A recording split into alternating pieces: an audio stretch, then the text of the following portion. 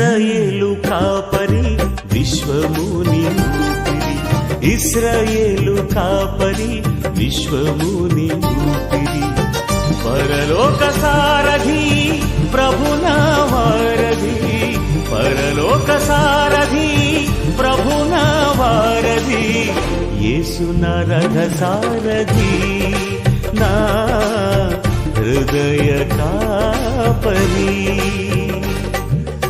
ఇశ్రాయేలు కాపరి విశ్వముని ఊపిరి, ఇశ్రాయేలు కాపరి విశ్వముని ఊపిరి.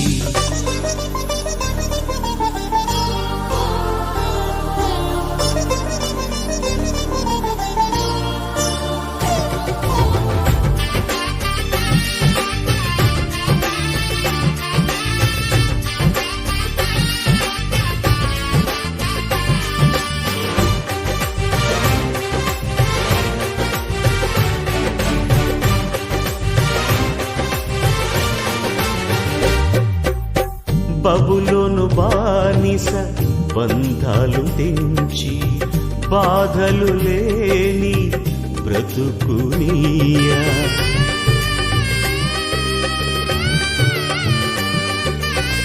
బబులోను బానిస బంధాలు తెంచి బాధలు లేని బ్రతుకునియా, సిలువ కాటాలో శ్రమల కౌగిటిలో, సిలువ కాటాలో శ్రమల కౌగిటిలో రక్తము కాచి రక్షణనిచ్చిన నా యేసయ్య, నీ రక్తము కాచి రక్షణనిచ్చిన నా యేసయ్య.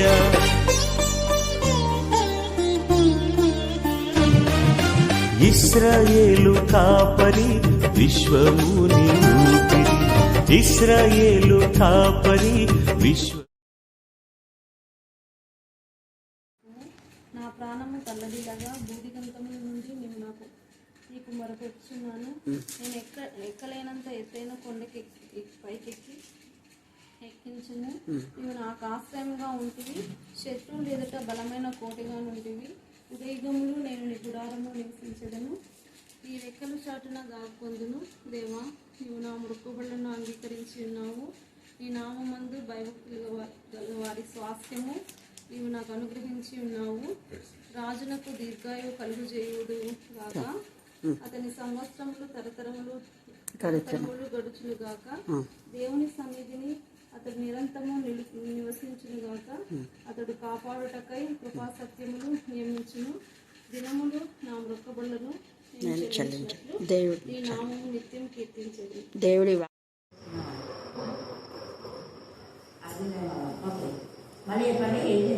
ఈమె జోలికి పోకుడి అనే మాట ఎవరంటున్నారు? యేసయ్య స్వయాన్ అంటున్నాడు. చూసారా, అది కూడా ఎవరితో అంటున్నాడంటే ఆయన శిష్యులతోనే. సామాన్యంగా కొంతమంది ఏం చేస్తారు, వాళ్ళ గుంపు వాళ్ళకి సపోర్ట్ చేస్తారు, తప్పులు చేసినా కూడా సమర్థించుకుంటారు కదా. కానీ యేసు ప్రభువు ఎక్కడ అలర్చాడు. వాళ్ళైనా వాళ్ళ పెద్దలైనా బిషప్లైనా వాళ్ళు ఎవరైనా కూడా యాజకులైనా పరిచయులైనా శాస్త్రులైనా వాళ్ళ బంధువులైనా ఎవరైనా తప్పులు వెంటనే ఖండిస్తారు. ఇప్పుడు ఒకవేళ అక్కడ ఇస్కరియోతు యూదాను యేసయ్య ఖండిస్తే ఇస్కరియోతు యూదాకు అవమానమే. జనసమూహం ఎంత ఉంటారు కదా, చూడు వాళ్ళ శిష్యుడే ఇలాగా మాట్లాడుతున్నారని ఎంతమంది సనుకుంటారు కూడా. అందుకే అక్కడ సనిగే వాళ్ళు ఉన్నారంటే వాళ్ళంతా తొట్టి గ్యాంగ్, ఎవరి గ్యాంగ్? ఇస్కరియోతు యూదా గ్యాంగే. అందుకని అక్కడ అందరు సనగలేదు. ఏమనండి? కొందరు అనేది అండర్లైన్ చేసుకొని. ఈ యొక్క రాత్రి కాల సమయంలో నీ జీవితంలో కూడా అందరూ నిన్ను బాధ పెట్టారు, అందరూ నీ గురించి సనగారు, అందరి గురించి నీ గురించి చెడుగా మాట్లాడరు, అందరూ నువ్వు చెప్పిన దాన్ని యాక్సెప్ట్ చేయకుండా ఉన్నారు. ఖచ్చితంగా కొందరు ఉంటారు. ఆ కొందరి గురించే నువ్వు ఆలోచించదు. నువ్వు ఎవరి గురించి ఆలోచించాలా? నిన్ను ఎవరైతే అర్థం చేసుకున్నారో వాళ్ళ గురించి ఆలోచించాలి. వాళ్ళు ఎవరైనా మన బంధువులైనా బంధువులు కాకపోయినా, నేను మధ్యాహ్నం దృష్టి పెడితే అదే చెప్పాను, సొంతలైనా ఎవరైనా తప్పును ఖచ్చితంగా గద్దించాలి, ఖండించాలి. ది సేమ్ వే భార్యలైతే ఎవరైనా ప్రతి విషయాన్ని మీ భర్తలకు చెప్పాలి. మళ్ళీ చెప్తున్నాను, చెప్పకుండా ఏది దాచుంటారు. మళ్ళీ చెప్తున్నా మీకు, దాని ద్వారా మీకు మీ ఓపెన్ హార్ట్ అర్థమైంది. వాళ్ళు మనం తిట్టినా చెప్పైనా మళ్ళీ ఒకవేళ ఏమైనా నాకు ముందు చెప్పకూడదా అంటారా లేదా? కాబట్టి ఎప్పుడు కూడా మీరు గుర్తుపెట్టుకోండి. ఇక్కడ ఈమె జోలికి పోకుడి అనే మాట యేసయ్య అన్నా అంటే ఆమె పక్షంగా సపోర్ట్ చేసే వాళ్ళు అక్కడ ఇవ్వలేదు. అదే వాళ్ళ ఆడవాళ్ళంటే వాళ్ళ భర్తలు వచ్చేది చేశారు, నాకు చెప్పకపోయిస్తారు.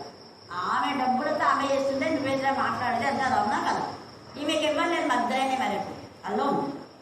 చాలా మంది ఒంటరిగా ఉన్నటువంటి స్త్రీలను ఇష్టానుసారంగా టార్చర్ చేయాలని చూస్తారు, కానీ వాళ్ళ పక్షంగా యేసయ్య ఉంటారు. అక్కడ నిజంగా రాహబు కూడా తను ఒక్కతే ఒంటరిగా ఉన్న ఆమె దేవుడి పైన ఎప్పుడైతే ఆనుకుందో ఆమె బ్రతుకు మారిన బ్రతుకుకు వాళ్ళు ఏం చేశారంటే ఆమె చెప్పినట్టు చేసి వాళ్ళందరూ కూడా కాపాడబడ్డారు. హల్లెలూయా, హల్లెలూయా, హల్లెలూయా, హల్లెలూయా, హల్లెలూయా. ఇప్పుడు ఈ రాహబు అక్కడ ఎర్ర తొగరు దారం కట్టి రాహబు కుటుంబం అంతా రక్షణలోకి పొందిందంటే ఆమెను ఇశ్రాయేలు యొక్క వంశంలోకి తీసుకొచ్చినాక కొంతమంది ఆమెను గురించి చాలా చాలా బాధపడ్డారు. ఈమె వేష, ఈమె అన్నిరాలు కదా, ఈమె ఎరుకో వాళ్ళకి సంబంధించింది, అక్కడ వాళ్ళందరూ మనం తీసేశారు కాబట్టి ఈమె కూడా ఉండకూడదు అని ఎంతమంది. కానీ ఆమె మనకు మేలు చేసింది అని తర్వాత సపోర్ట్ చేసి చెప్పారు.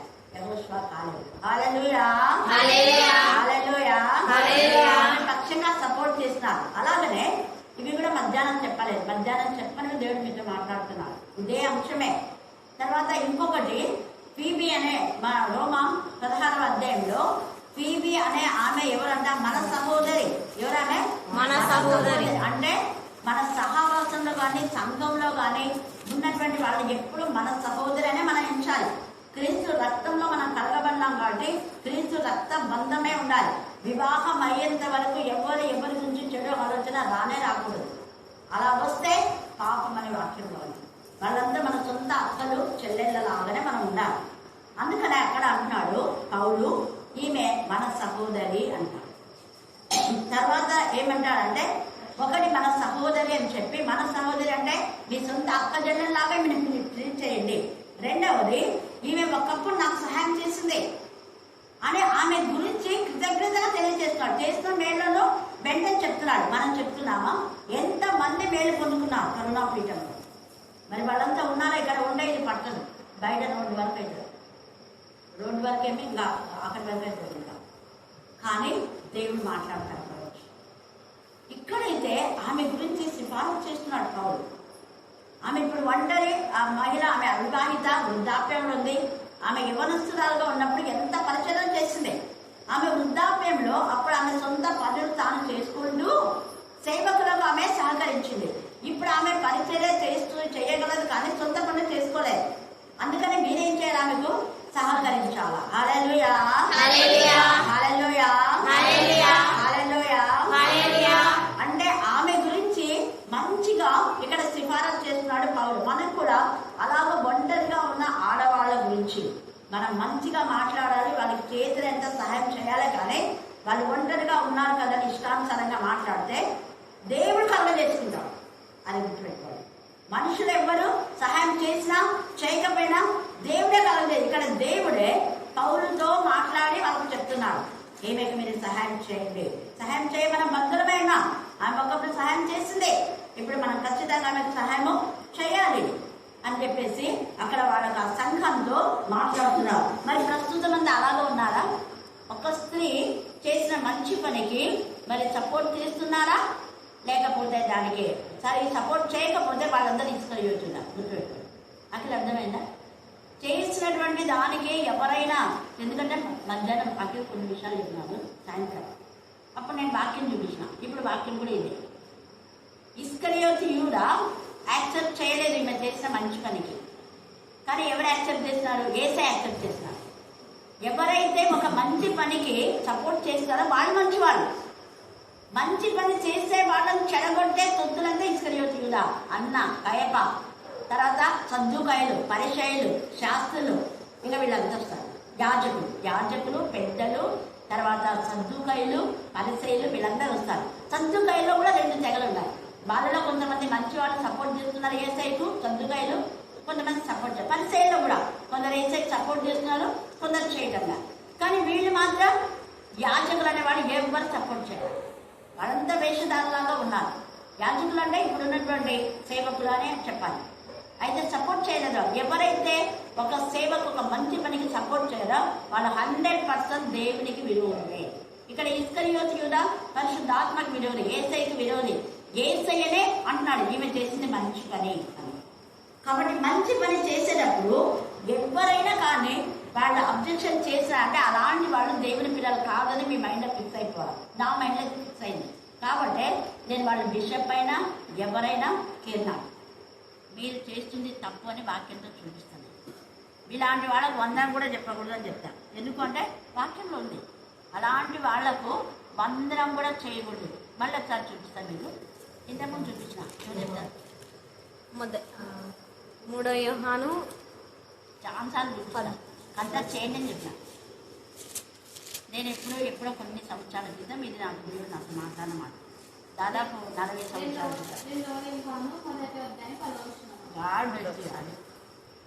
Very good. చదవండి. ఎవడైనాను ఈ బోధన తేక మీ వద్దకు వచ్చిన ఎడల వాడిని మీ ఇంట చేర్చుకునవద్దు. ఎవడైనాను ఈ బోధ, ఏ బోధ? ఏసై బోధ. ఏసై బోధ ఏంటి? మంచి చేసే వాళ్ళకు మనం మంచి చేయాలి, మంచి పని చేసే వాళ్ళకి మనం సపోర్ట్ చేయాలి. పౌలు కూడా నేను క్రీస్తుని పోలి ఉన్నా మీరు నన్ను పోలి నడుచుకోండి అన్నారు. ఇది మధ్యాహ్నం చెప్పారా? అందుకని దేవుడు ఎన్నిసార్లు మనం తీస్తే అన్ని నూతన విషయాలే మనకు తెలియచేస్తారు.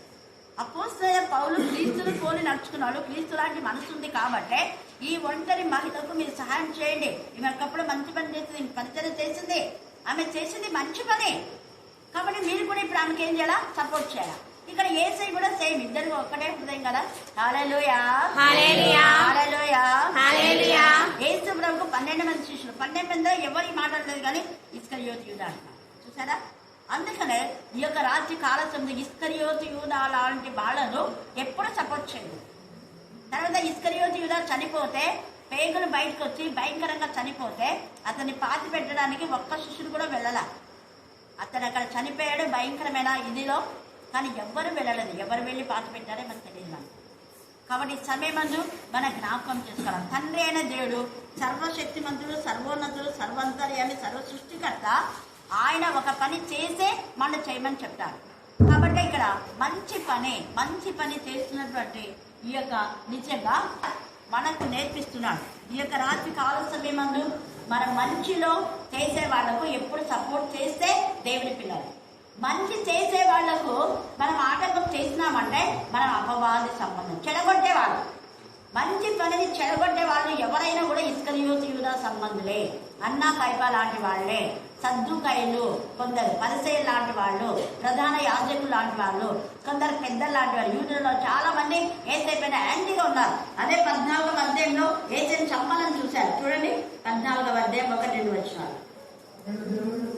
2 దినాలైన పిమ్మట పస్కా పండుగ అనగా పులియని రొట్టెల పండుగ వచ్చెను. చూడండి ఎవరంటే ఇక్కడ ప్రధాన యాజకులు. ఎవరు ప్రధాన యాజకులు అంటే అక్కడ అప్పుడు యాజకులు ఉన్నారు, ఇప్పుడు యాజకులు వీళ్ళే. ఎవరిని చంపాలనుకున్నారు? ఏసని ఎందుకు చంపాలనుకున్నారు? మీరు చెప్పేవాళ్ళు తప్పని. నేను తప్పు కూడా మీరు చెప్తున్నాను అన్నానికే గతంలో కొంతమంది పాస్టర్లకు బాధ. మళ్ళీ ఇప్పుడున్నటువంటి వాళ్ళు ఆ పాస్టర్ తప్పు చెప్పినారు అనడానికి కారణం ఏమి అంటే వాళ్ళని ఇంతవరకు సపోర్ట్ చేసి మళ్ళీ ఇప్పుడు తప్పు చెప్పినా అంటే నేను పెద్ద హైలైట్ చూడు వాళ్ళకంటే చెప్పడానికి. అర్థమైందండి ఇది? కాబట్టి జాగ్రత్తగా ఉన్నాను. ముందే ఇచ్చాడు దేవుడు. వాళ్ళే సపోర్ట్ చేస్తున్నారు. ఒకరోజు మెసేజ్ అంతా కూడా ఒక పాస్టర్ గురించి, ఒకరోజు మెసేజ్ అంతా శిలకుడి గురించే. కానీ ఇప్పుడే అదే స్త్రీలు ఎట్లున్నారు, అదే నోటి నుంచి ఏమొస్తుంది? అర్థమైందా?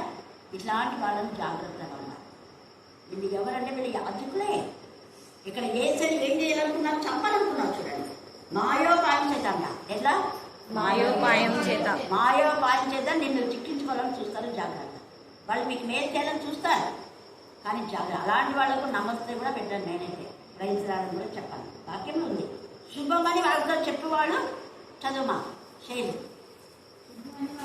శుభం అంటే ప్రైజ్ లాడ్ చెప్పువాళ్ళు ఎలా ఉంటుంటారు? దుష్ట క్రియల్లో పాలివారు. మళ్ళీ మీకు ఇష్టమా దుష్ట క్రియ పాలివారు? మీకు చాలా ఇష్టం. దుష్టక్రియలలో పాలువారవునంతగా అక్కడ రాస్తున్నారు. యోహానుకు ఎంత బాధ అంటే అంత బాధ. యోహాను సత్యస్వరుడు. తర్వాత యోహాను ఇంకో చోట రాస్తాడు, అలెగ్జాండర్ని కంచేవాడు మాకు కీడు చేసినాడని అపోస్తలుడైన పౌలు అంటాడు. ఇక్కడ యోహానేమో దేత్రేపే దేమేత్రే, వాళ్ళిద్దరు ఒకరు మంచి వాళ్ళు ఒకరు కీడు చేసేవాళ్ళు అన్నారు. అదే అధ్యాయంలో యోహాను కూడా రాస్తాడు. అపోస్తలుడైన పౌలు రాస్తాడు సేమ్, ఈ యొక్క యోహాను కూడా. ఇలాంటి వాళ్ళ బోధలు మీరు వినొద్దండి. అనేక అన్య బోధలు వస్తున్నారు.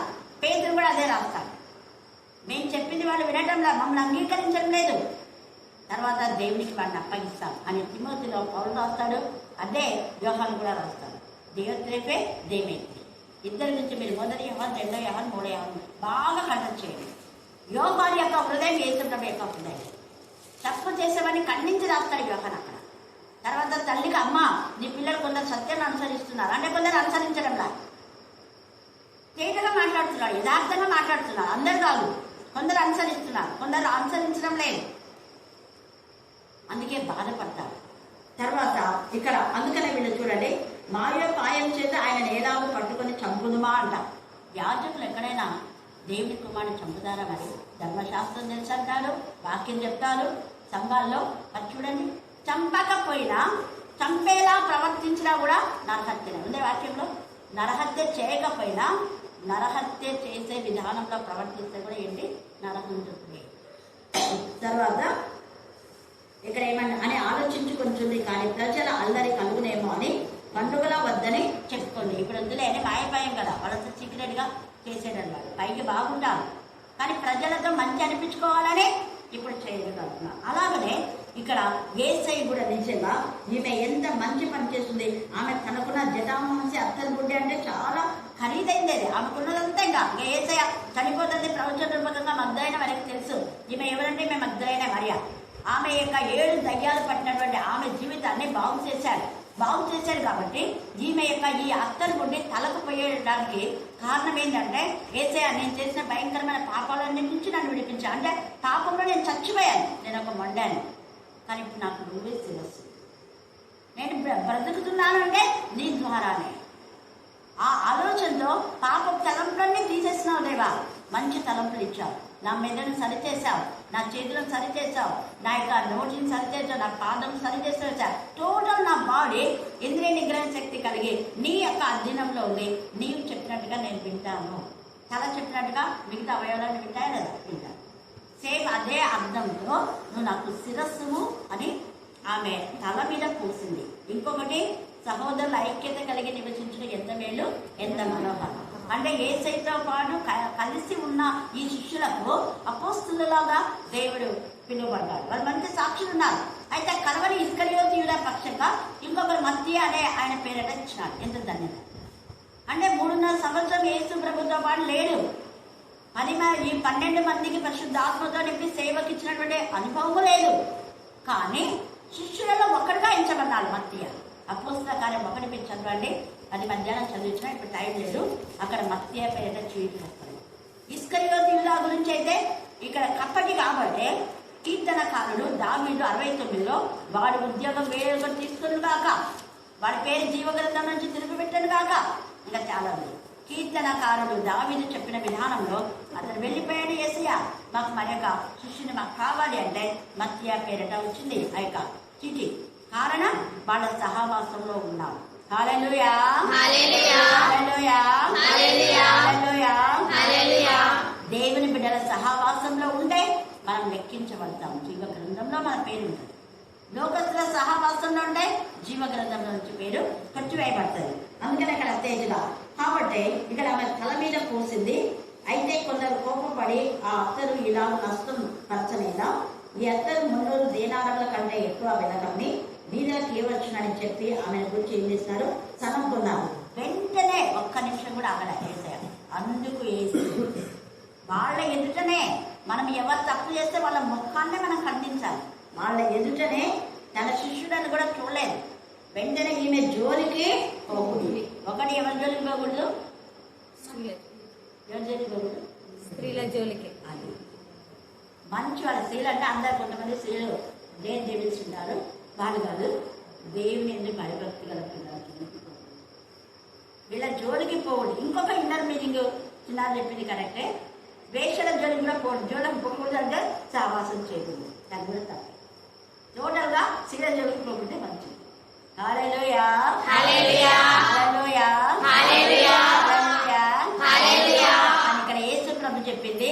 ఈమె జోలికి పోకూడదు, ఈమెకు మీరు సహాయం చేయండి. ఇంకొకటి రెండవది ఏమంటాడు, ఎందుకు మీరు ఆమెను తొందర పెట్టున్నారు? సేమ్ మన సంఘాల్లో జరిగేది. ఎందుకు మీరు చేసిన పని ఎందుకు అందరూ అడుగుతున్నారు, ఎందుకు మీరు ఇలాగా మరి చేస్తున్నారు? కారణం ఏంటి అంటే వాళ్ళు గొప్పలు చెప్పుకుంటే ఆ గొప్పలపై దిబ్బలవుతున్నారు. తర్వాత చూడండి ఏమంటాడు, ఈమె ఎందుకు తొందర పెట్టున్నారని మళ్ళా ఏమన్నాడు, ఈమె నా యొక్క ఏం చేస్తుందంట, మనిషి కార్యం. హల్లెలూయా హల్లెలూయా హల్లెలూయా హల్లెలూయా హల్లెలూయా హల్లెలూయా. మన గురించి ఇతరులు ఏమనుకున్నా యేసే మన గురించి మంచి అనుకుంటే చాలు. ఇదే నేను కోరేది. మనుషుల గురించి మనకు అవసరం లేదు. సాక్ష్యం ఎవరు ఇవ్వాలంటే యేసే సాక్ష్యం ఇవ్వాలి. మనం చేసిన పని మంచిదనే యేసే ఒప్పుకుంటే చాలు. అందుకనే రోమా 8లో మన పక్షంగా ఆత్మ సాక్ష్యం ఇస్తాను. తేటగా ఉంది అక్కడ, మీరు 8లో చదువుకోండి, సాక్ష్యం ఇచ్చే ఆత్మ. అందుకనే నేను ఆ 7 ఆత్మల గురించి చెప్తాను. అక్కడ దేవుని ఆత్మ ఉంది, జీవిత క్రీస్తు ఆత్మ ఉంది, శుద్ధీకరించే దత్తపుత్ర ఆత్మ ఉంది, విజ్ఞాపన చే ఆత్మ ఉంది, సాక్ష్యం ఇచ్చే ఆత్మ. తర్వాత నెహెమ్యాలో ఉపకారపు ఆత్మ బోధిస్తుంది. తర్వాత కరుణించే ఆత్మ ఎజ్రాలో ఉంది. దయగల ఆత్మ సమభూమి గల ప్రదేశం నడిపించనే కీర్తన 145లో ఉంది. ఇలాగా కొందరు తప్ప చెప్పినప్పుడు నేను వాక్యం చూపించి చెప్తాను. ప్రకటన గ్రంథంలో అక్కడ దూతాన్ని రాయబడితే యేసు ప్రభువు వాళ్ళు వస్తున్నారని చెప్తారు. తప్పు. అది చెప్పినందుకే వాళ్ళకి బాధ. అది చెప్పినందుకే ఇంకా కొంతమంది చెప్పులు మధ్యాహ్నం చెప్పినాం కదా, నడుము కట్టుకొని చెప్పులు తొడుక్కొని పరిశుద్ధమైన పస్కా ముగించాలన్న. మనం చెప్పులు వేసుకొని మనం ప్రభు వాళ్ళు తీసుకుంటే ఏముంటుంది, ఏం తగ్గదు, ఇలాగంటారు.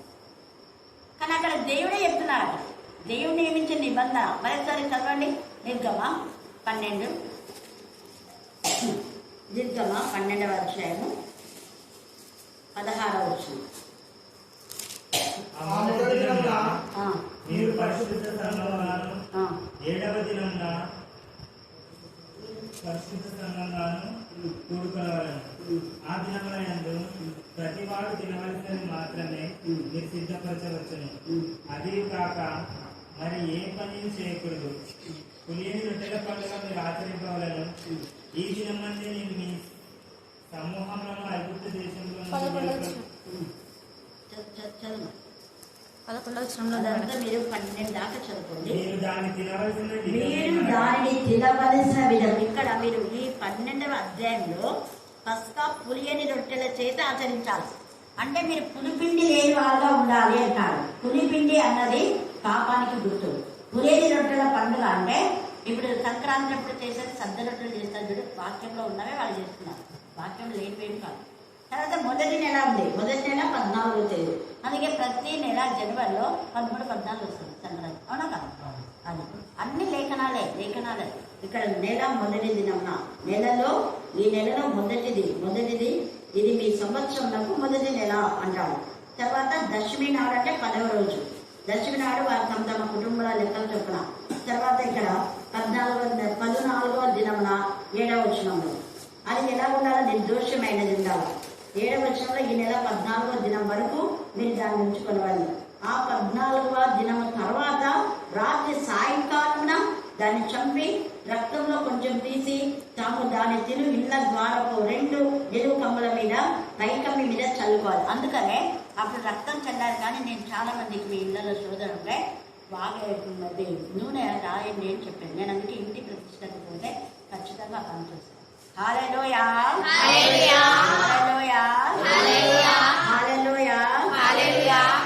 కాబట్టి ఇక్కడ చెప్తానమాట, 2 అంటే అడ్డ కమ్ముల ఇంటి ద్వారపు 2 నిలువు కమ్ముల మీద పైకమ్మి చల్లాలి. తేటగా ఉంది ఇక్కడ వాక్యం. యేసయ్య రక్తం అంటే ఈ వాక్యంతో కట్టేటప్పుడు నేను ఆ గడపలో మీరు వాక్యాలు పెట్టి కట్టండి అని చెప్పి కొన్ని వాగ్దానం ఇచ్చాను.